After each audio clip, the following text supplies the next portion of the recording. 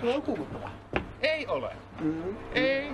No ei, mua ei kuumuta mikään, kun viimeksi mä kävin justiin vetää se ziplainin se tahkolta. Sä oot nyt tolleen noin, mut kohta sinne mennään, niin... Pannäänkö veto? No hei, mennään katsomaan. Hyvä Timo. Pääseekö tää keskikaikka pois? Ei.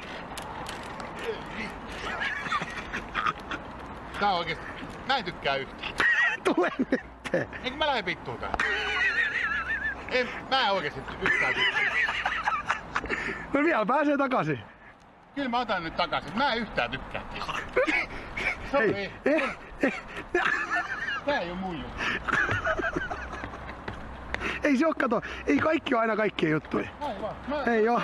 Mulla on sentään munaa sanoa. Joo, on. Sorry. Ei mitään. Bye bye. Bye baby.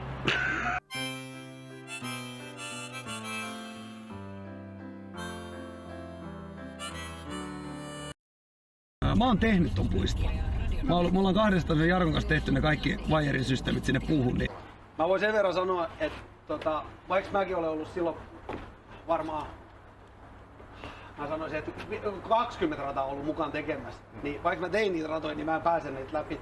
Mä muistan, kun sitä tehtiin, niin se tehtiin silloin ilman nosturia. Niin se oli aina tonne, mitähän se lakikorkeus siellä on, 15 metriä varmaan ole. Puun partta pitkin, mä muistan, hattina opeteltiin ja vettiin ja sinne vaan ruvettiin ruuvailemaan. Vaan tähän siniseen merkittyyn turvavaiheeseen. Moro Vellu.